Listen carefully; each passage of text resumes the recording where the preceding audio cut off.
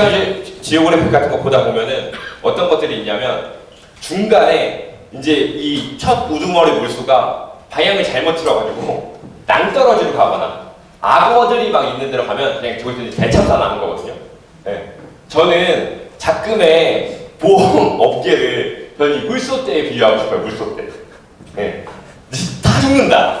왜 우리가 그때 생각 안 해야 되냐면 오늘 이 부분을 좀 말씀드릴 건데 여러분도 한번 생각해 보십시오. 지금 사람들이 늘 잘못 생각하는 것 중에 하나가 제가 2019년, 18년도에 AI 생명 다닐 때 잡세미나 하면은 제가 항상 맡았던 강의 주제가 있었어요. 그게 뭐냐면 트렌드라는 강의를 했었거든요.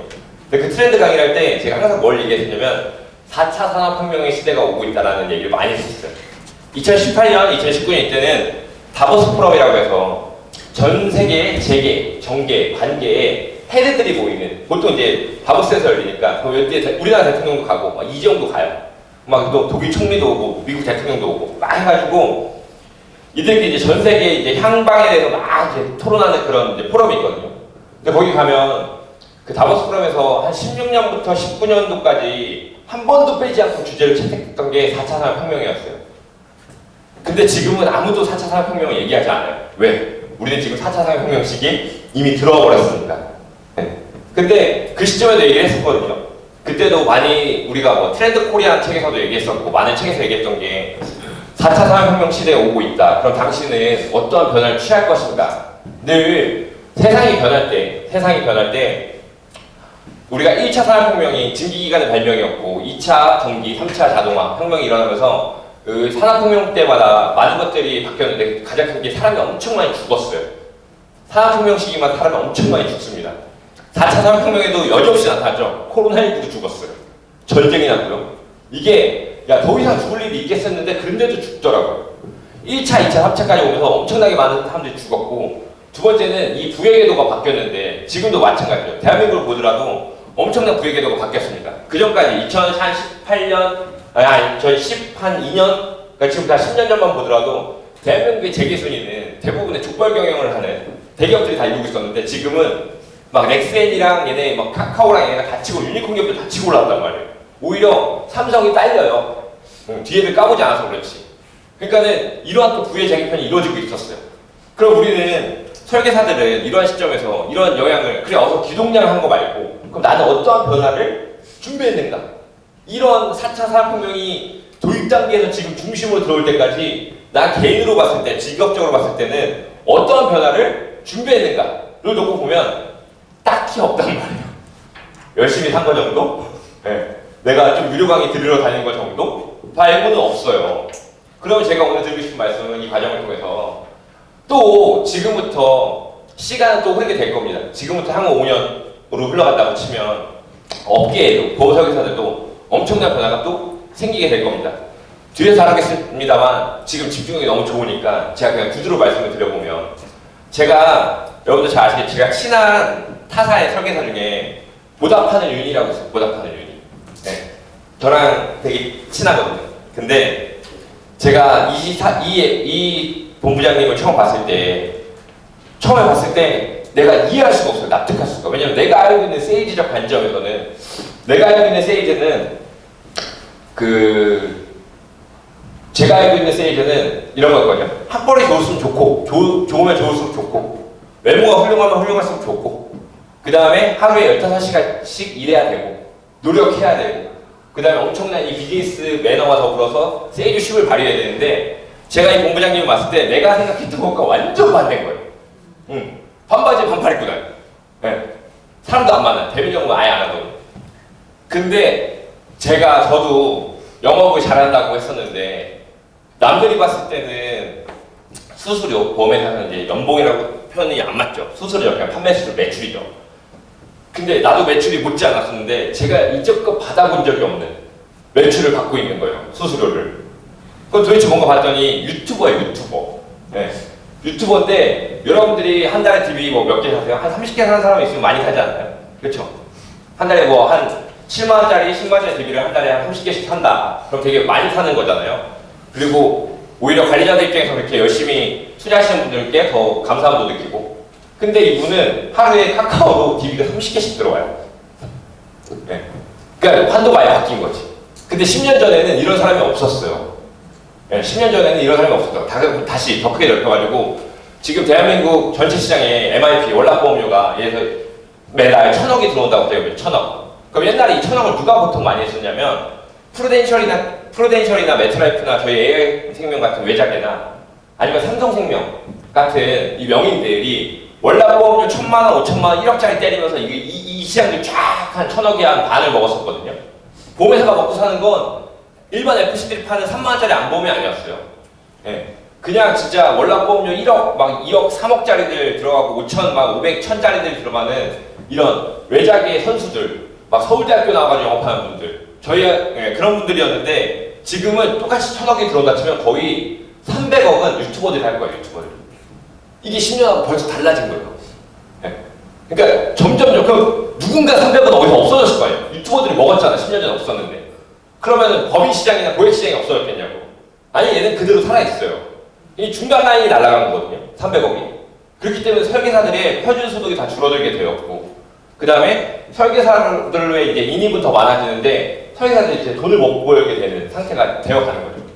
근데 이게 비단 직전 1년 동안 나는 괜찮았는데? 라고 하실 수도 있죠. DB 영업이 좀 잘 됐거나 그럴 수도 있는데 이 보험을 원데이 투데이 하고 끝날 게 아니기 때문에 지금 못 벌어도 상관없어. 지금 못 벌어도. 근데 내가 향후 3년 후, 5년 후에 조금 벌 수 있는 그러한 이런 트렌드 세터로서의 내가 좀 어떤 행동들을 하고 있는가 라는 부분도 이 은퇴 설계를 우리가 해야 되는 이유 중에 하나일 겁니다. 여기 보시면 이것은 사실 외워두시면 좋아요. 이 재무설계에 대한 정의입니다. 정의. 그냥 재무설계에 대한 정의라고 하죠. 이건 제가 지금까지 말씀드렸던 모든 것들은 다 의견인데 이것은 정의예요. 정의. 자, 여기에 많은 것들이 포함되어 있는데 개인의 삶의 목표를 파악하고 그 목표를 달성하기 위하여 그 개인이 가지고 있는 재무적 그리고 비재무적 자원을 적절하게 관리하는 일련의 과정이라고 나와 있습니다. 어떤 부분이냐면 리크루팅을 예로 들어볼게요. 리크루팅. 손해보험사의 리크루팅과 생명보험사의 리크루팅은 좀 달랐는데 또 GA 리크루팅은 또 완전 다르죠. GA는 사실 거의 신인을 뽑지 않으니까 경력자만 뽑으니까. 근데 생명사의 신인 리크루팅은 달랐어요. 왜냐면 처음에 만나면 리크루터들이 보통 무엇을 많이 물어보냐면 뭘 하고 싶니? 라고 많이 물어봐요. 어떤 사람이 되고 싶습니까? 당신이 원하는 삶의 모습은 어떤 것입니까? 라고 후보자한테 물어보거든요. 왜냐면 그것을 이루기 위해서 세일즈에 한번 도전하시죠 라는 말을 해야 되는 거니까.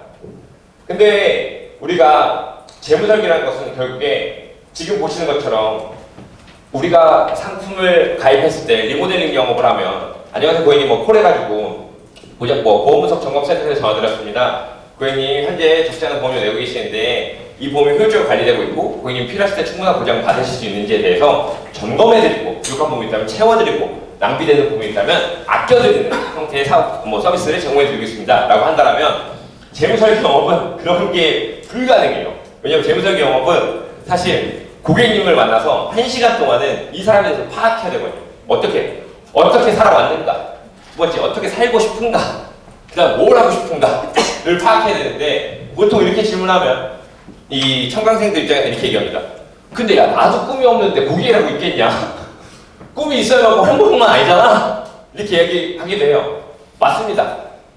꿈을 무슨 중학생처럼 장래희망을 적는 것처럼 구체화돼서 가지고 있는 사람이 많이 없어요. 근데 재무설계라는 건 참 재밌는 게 그 구체화되지 않은 꿈을, 내 고의 꿈을 내가 구체화시켜주는 것도 우리의 업무 범위에 들어갑니다. 이렇게 얘기합니다. 재무설계에서 그냥 일반적인 상담에서 우리가 얘기할 때 집 사고 싶어. 그래가지고 나 빨리 내 집 마련하는 게 꿈이야. 집 어디 살 건데? 그러면 몰라. 여기 시흥에 살 거야. 그러면 시흥이면 어디? 저기가 좋다는데 이안이 좋다는데? 이렇게 하고 부터 끝나요. 근데 재무설계에서 관점을 접근하면 어떻게 하냐면 그 자리에서 네이버 부동산을 켜서 시흥에 있는 무슨 프루지오 아파트 몇 동에 고층, 저층, 중층, 고층이 다 다르잖아요. 고층에 몇 동에 몇 호 라인이 지금 시세가 얼마 가고 있고 여기에 DSR 한도는 얼마가 나와요. 대출을 얼마 뽑을 수 있고 그 당시 필요한 시드머니는 언제고 그 시드머니를 고려했을 때 대출을 받은 걸 가지고 총 현금 흐름에 대입하게 보게 됐을 때 얘가 낼 수 있는 없나까지 파악해야 돼요. 그러면 이 사람이 이 꿈을 접죠. 프로지는 안 되는 거구나. 다시 알아봐야겠다. 네. 근데 요런 거거든요. 근데 이런 것처럼 삶의 목표라는 거 있는데 이 목표라는 게 여러분도 다 생각을 해보십시오. 이 목표라는 게 되게 다양할 거예요. 왜냐면은 내가 집을 사고 싶은 것도 많겠지만 어떻게 살고 싶다도 있지 않습니까? 어떻게 살고 싶다. 나는 봉사하는 삶을 살고 싶다. 나는 선교하는 삶을 살고 싶다. 나는 80대까지 일하는 삶을 살고 싶다. 그 다음에 나는 뭐 재단 활동을 하고 싶다. 아니면 나는 내가 지금 만학도로서 옛날에는 뭐 주변 환경대학 공부를 못했지만은 나는 70살 때 대학을 가고 싶다. 여러 가지 삶의 목표들이 있지 않겠습니까? 결국엔 그 목표를 파악하고 아이를 어떻게 키우고 싶다. 이 아이가 컸을 때 어느 정도의 지원을 해주고 싶다. 내가 내 부모한테 이 정도로 도움을 받았는데 내 부모의 마지막 노후 20년을 내가 책임지고 싶다. 등등등의 제 목표가 상당히 많이 있는데 이것들이 구체화되어 있지 않기 때문에 결국엔 고립도 나고 머릿속이 주변에서 떠돌다가 또 누가 모르면 잠깐 떠올랐다가 사는 게 바빠서 먹고 사는 게 바빠가지고 또 지나가 버리고 그러니까 이게 목표라는 게 없어지니까 결국 이 목표들은 점점 희미해져가지고 나이가 들면 들수록 그냥 살아내는 게 삶의 목표가 되고 이루고 싶었던 게 없어지게 되는 거죠. 근데 재무설계라는 것은 이 머릿속에 희미하게 있는 것들을 구체화시키고 계량화시켜가지고 이 사람이 이룰 수 있는 목표로서 인지를 시키면 이 사람이 자 이게 희미해져 있었어요. 그냥 살아내는 게 목표예요. 그럼 은퇴 설계가 필요 없어요. 돈을 모을 필요도 크게 없고 한 달에 내가 부부 합산해가지고 한 달에 한 돈 700 법니다. 나쁘지 않죠. 대출금 원리금 등등해서 한 250 내요. 그러다 450 남잖아요. 학원 보내고 뭐하고 해도 한 달에 한 7, 80만씩 남아요. 그러니까 남편이 몰래 뭐 받으면 주식도 좀 사는 것 같고 친구들 만났을 때 내가 돈 100만 원 뭐 어디 해가지고 그 뭐 동차에 가면 내가 무슨 내기 져가지고 한번 낼 수도 있고 뭐 나쁘지 않아 사는데 불편함도 없고 뭐 옷장을 뒤져보면은 그 집이 10년 지난 옷이 있지도 않고 필요할 때 뭐 살 수 있을 거고 그 이 사람들은 근데 나는 사는데 지장 없다라고 여유 있다라고 생각을 해요. 근데 이 사람들한테 지금 결여되는 건 뭐냐면 목표는 없어요. 목표는 그냥 살아가는 게 괜찮은 것 뿐이지. 근데 이 목표를 이 심해에서부터 이제 끌어올리는 것부터가 이제 시작이 되고 그 목표를 달성하기 위해서 개인이 가지고 있는 재무적, 비재무적 자원이라고 하는 것. 재무적이라는 것은 현재 가지고 있는 자산과 부채, 현금 흐름, 유인 유출에 관련된 부분이 재무적 요소인 거고 비재무적 요소는 무엇이 있냐? 가족 관계는 어떤가?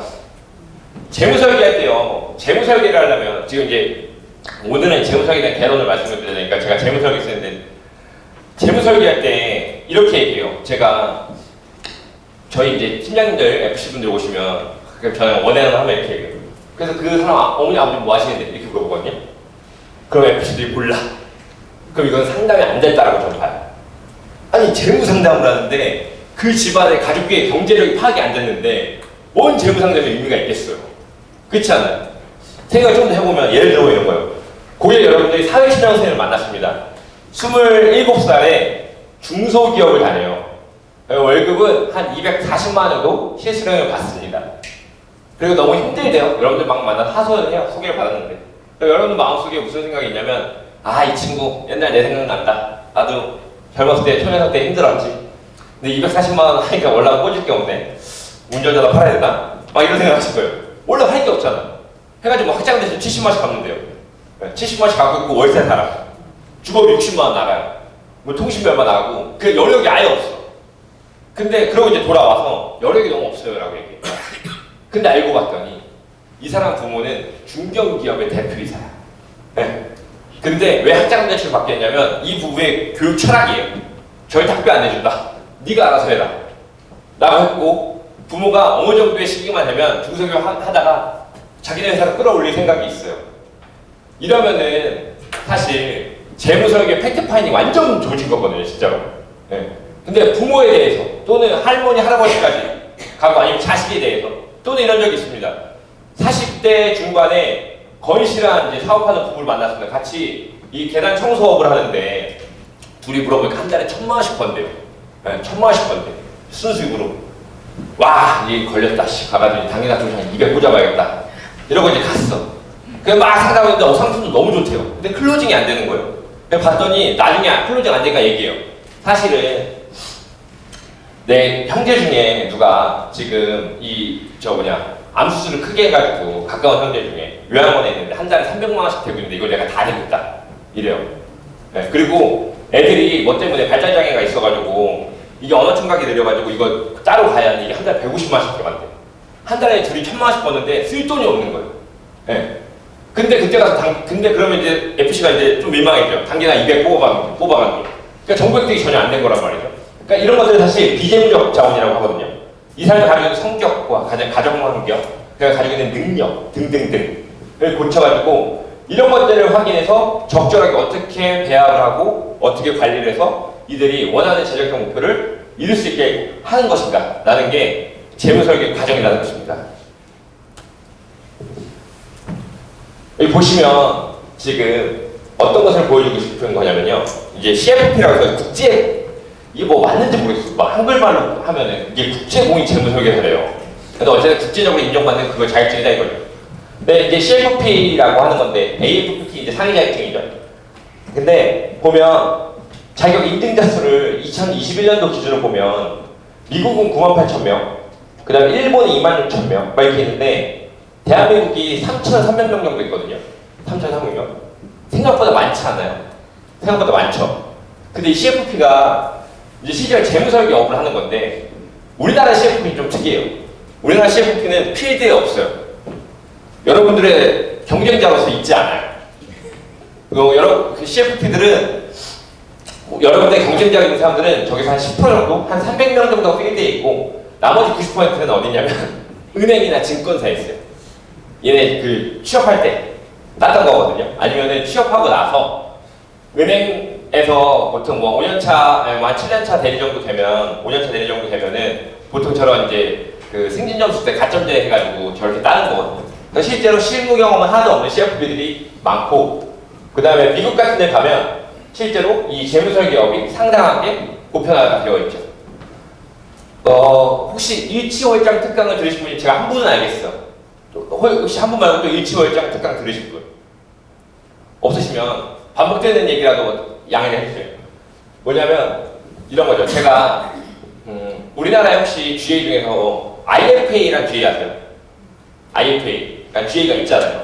그러니까 이 GA, 대한민국의 GA들은 사실 조금 내가 배웠다는 사람들이 결국은 각자의 어떤 철학과 욕심을 가지고 GA를 차려요. GA가 우리나라에 한 4,000개가 넘게 있거든요. 요새는 이것도 폐업 추세입니다. 폐업 추세. 우리는 여기 다 인카밖에 없으니까 인카라는 이 위대한 기업의 이 깡패짓을 견디지 못하고 네, 이 시책이나 이런 걸 끌어오잖아요. 네, 이게 시책이 너무 다르단 말이죠. 소형주의랑. 그러니까 얘들 신경열 단장 입장에서 월에 300씩 하는 사람이랑 월에 20만 원 하는 사람 똑같이 사랑하겠어요. 그렇지 않죠? 그것처럼 똑같으니까 폐업인데 IFA라는 주의가 있는데 이 IFA가 도대체 뭔가를 따져보면 사실 미국의 보험 시장을 넘어가면 좋아요. 아까 트렌드처럼 대한민국의 보험 산업의 변화는 사실 예견되어 있거든요. 왜냐면 이 제너럴 에이전시라고 하는 GA가 10년 전만 하더라도 저희 AI 생명에서 뭐라 했으면 GA 가면 죽는다 그랬었어요. 거의 그지들 모이는더라고요. 원수에서 적응 못한 부적응자들 가는 데가 GA라고 했었어요. 그래서 차라리 타사에서 이제 입사 그 제안이 오면 뭐 매트라크나 이런 데 만나라고 했었지 GA 만나보면 아유 쳐다보지 말라고 했었거든요. 근데 지금 10년이 지나고 나서 GA가 엄청나게 치고 올랐잖아요. 근데 이게 왜 그러냐면 미국의 사실 대한민국은 한 20년 전에 20년 전 빠르게 GA 모델이 먼저 성립을 했었어요. 근데 미국은 지금 GA 모델도 없었어요. 미국이 이제 IFA 모델이라 해서 IFA가 인디비주얼 개인이라는 뜻이거든요. 뭐냐면 제가 보스턴이나 뉴욕에 이제 올해 제가 이제 다음 달에도 캐나다로 출국을 하는데 미국에 있는 그 제작 전문가 연차총회 가보면 뭐가 있냐면 보스턴에 갔을 때 제가 이렇게 쭉 그 제 숙소부터 하버드 대학교까지 이제 걸어간 적이 있거든요. 한 2시간 걸려요.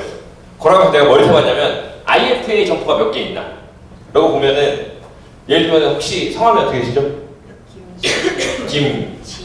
김지윤. 가다 보면은 김지윤 파이낸셜 플래닝 뭐 인슈런스 해가지고 회사 이름이 김지윤 회사야. 네. 가서 상품을 제안받잖아요. 그러면은 김지윤 내 마음대로 건강보험이야. 네. 이게 IFA 형태의 보험 비즈니스.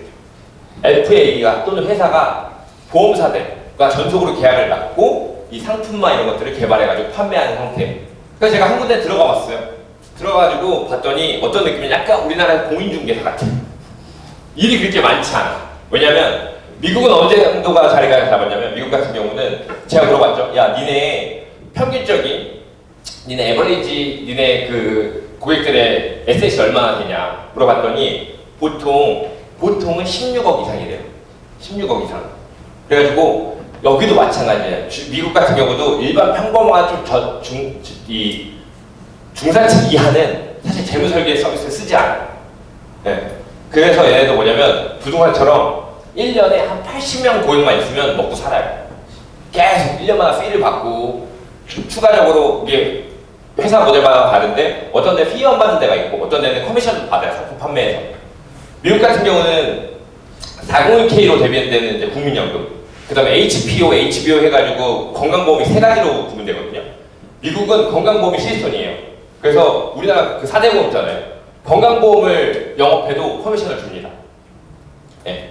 근데 그것처럼 그런 형태가 있는데 이 IFA 모델을 우리나라에서 이제 10년 전에 보고 그 주의 이름을 그렇게 만든 거거든요. 예.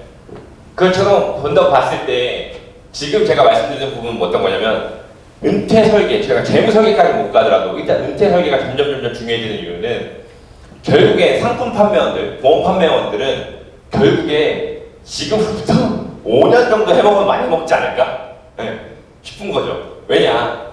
여러분들 느끼시잖아요. 제가 중간중간에 저희 가족이 경기도 가평에 살거든요. 어머니 아버지. 어머니 아버지는 펜션 하시고 아버지는 이제 캠핑장 하시다가 요새는 이제 접으시고 동네 이렇게 조경 이렇게 가지고 다니세요. 여동생은 농협은행 다니다가 지금은 이제 여동생도 MG. 좀만 기분 나쁘면 때려쳐버려 그냥. 네. 때려치고 요새 필라테스 강사한다고 있거든요. 저희 집에 차가 4가족인데 4대가 있고 저 이제 또 저 남양주에 제 집이 있으니까 저희 와이프랑 하는데 차가 너무 많아서 차를 제가 잘 안 타고 다녀요. 그러다 보니까 차를 이렇게 빌려 타거든요. 가족들끼리도 타고 회사차 타고 이렇게 하는데 그러다 보니까 제가 원데이 자동차 보험을 잘 가입하는데 보통 여러분들 같은 경우는 하루짜리 자동차를 타면 자동차 단기운전자 그냥 확대를 하시겠죠. 네. 근데 저는 그냥 토글이라는 어플로 가입을 하거든요. 토글. 그 다음에 여행자 보험을 가입할 때도 여러분들 삼성화재 다이렉트 보통 이런 거 여러분들 여행 갈 때 가입하시나요? 저는 처음에 그랬는데 저는 그것도 마찬가지 토글로 해요. 왜냐면 토글이 비교 분석이 되게 빨라요. 네, 자동차 자동차 보험도 마찬가지고 운전자 보험도 마찬가지고 여행자 보험도 마찬가지고 골프 보험도 마찬가지예요. 이 토글을 하나손해보험에서 만들었는데 하나손해보험이 처음에 지네 보험 팔다가 남의 것도 떼다 팔기 시작해요. 근데 가입이 엄청 쉬워요. 그래서 토글이 가입자 수를 엄청나게 늘리고 있거든요. 그걸 다시 말해서 뭐냐면 설계사인 저도 토글에서 운전자랑 자동차랑 여행자를 가입해요. 그러면 토글은 여러분들 처음 들어본 우리가 흔히 얘기하는 카카오톡스 네이버도 아닌 어디 듣보잡 같은 토글이 이렇게 편리성을 증대해가지고 보험을 팔아시키고 있죠. 근데 이제 카카오가 본격적으로 이제 토스랑 네이버가 이제 본격적으로 보험 비즈니스를 시작했어요. 얘네가 제일 먼저 치고 들어오는 거는 주택화재 보험하고 자동차, 운전자 보험을 치고 들어올 거고 그 다음에 조금씩 늘려나가겠죠. 그런다고 쳤을 때 이것도 한 2년 전부터 했던 얘기긴 해요. 2년 전부터. 근데 생각보다 속도가 좀 더뎠어요. 왜? 보험회사에서 로비를 하니까 이걸 막아야 되니까. 여기도 시위하는 사람들 많겠지만 우리가 시위라는 기본적으로 노조에서 생성되는 어떤 이 근로자들의 아니면 산업을 지키기 위한 이 행동이 적극적인 행동이 있고 비적극적이고 소극적인 행동으로는 로비라는 것이 있죠. 근데 이걸 통해 보험사가 막고 있는데 언제까지 막을 수는 없거든요. 왜? 예전처럼 우리나라 대기업 중에서 보험회사 안 가지고 있는 대기업은 없죠. 삼성, 롯데가, 현대가 다 대기업을 가지고 있어요. 얘네의 권력이 옛날에 막강했기 때문에 이 로비가 먹혔는데 지금 아까 말씀드린 것처럼 이 유니콘 기업들 카카오톡에서 토스 같은 이런 우리나라의 재벌경 체제에서는 사실 이들을 인정하지 않았던 많은 재벌들이 튀어 올라오면서 이들이 자본력을 가지고 국가를 압박하고 있단 말이죠. 그러다 보면은 결국에 이 시점에서는 결국에 건강보험 시장은 금방 침해받게 될 거고 여러분들이 백날 고객님한테 카카오 돌려가지고 아니면 카카오톡으로 해가지고 고지사항 물어보고 막 서류 떼주고 이거 보험금 청구하는 건데 보험금 청구가 지금 이제 실손 청구 간사법 이거 통과되면 이제 그냥 다 끝나는 거죠. 사실 우리가 보험 설계사가 이관집이 만나가지고 서비스해드리겠습니다, 관리해드리겠습니다 했던 것들이 대부분 보험금 청구였는데 이제 그건 우리의 손을 떠나게 되죠. 점점 FC는 경쟁력을 잃어가고 있죠. 그렇게 됐을 때 결국에 이러한 컨설팅으로의 영업을 넘어가지 못하면 문제가 된다는 건데 이 재무설계, 미국에서 있는 한 재무설계 회사의 홈페이지예요. 뭐라고 써져 있냐면 우리의 미션, 우리의 회사의 존재 목적은 너네에게 재정적인 코칭을 제공해서 삶을 바꿔주는 거다 라고 얘기해요. 이 어느 기업에도 삶을 바꾼다는 표현을 잘 쓰진 않아요. 당신의 편리함을 바꾸겠습니다, 당신의 식탁을 바꾸겠습니다 쓰는데 재무설계만이 당신의 삶 자체를 바꿔버린다고 표현하거든요. 그러니까 이런 것처럼 이런 코칭 문화가 계속해서 진행하고 있다라는 거게 됐고요. 자, 그래서 이제 본격적인 이제 재무설계가 뭔지를 알려드리려고 해요. 이제 조금씩 하려고 하는데 재무설계는 사실 이렇게 대변입니다. 이렇게 뭐냐면 우리는 재무설계는 사실 기본적인 소득 및 현금 흐름의 관리가 이루어지고 나서 그 이후에 투자 설계, 그러니까 재무설계, 육자설계에서는 이제 부동산 설계를 따로 빼는데 여기를 묶었네요. 투자 설계 안에 부동산 설계 같이 들어가고, 그다음 노후 설계, 그다음 상속 설계, 위층에 세금 설계가 위치하고 그 위에 큰 지붕, 이것이 무너지지 않게끔 비와가 번개가 쳤을 때 무너지지 않게끔 그 위를 단단하게 막아주는 것이 위험 설계라고 해서 이게 우리가 보통 흔히 얘기하는 위험 설계라는 것이 보험 설계는 아니긴 한데 여기에 적지 않은 수를 차지하는 것이 우리가 판매하는 보장성 보험이 되는 겁니다. 그래서 재무 설계사와 위험 설계, 그러니까 보험 설계사의 차이는 제가 포스터에 적어놨지만 보험 설계사는 사실 여기 이상 넘어가면 안 돼요. 국가에서 허락하지 않았거든요. 생명보험 판매 자격증, 생명보험 설계 자격증도 아니에요. 생명보험 판매, 손해보험 판매 자격증을 우리가 가지고 있잖아요. 그럼 사실 이제 여기 이상은 넘어가면 원래 안 돼요. 근데 많은 설계사들이 무슨 자산관리사다, 재무설계사다 해서 여기까지 침범해버린단 말이죠. 근데 결국에 이들의 궁극적인 목적은 결국 얘는 이걸 팔라고 했던 건데, 네. 근데 우리는 뭐냐면 우리도 여기까지 안 간다 이거예요. 여기까지 못 가. 갈 수가 없어요. 우리는 이 과정을 통해서 우리 당당하게 여기까지 가보자. 여기까지. 네. 요게 우리 과정의 목표가 되는 겁니다. 이해되시나요, 여러분?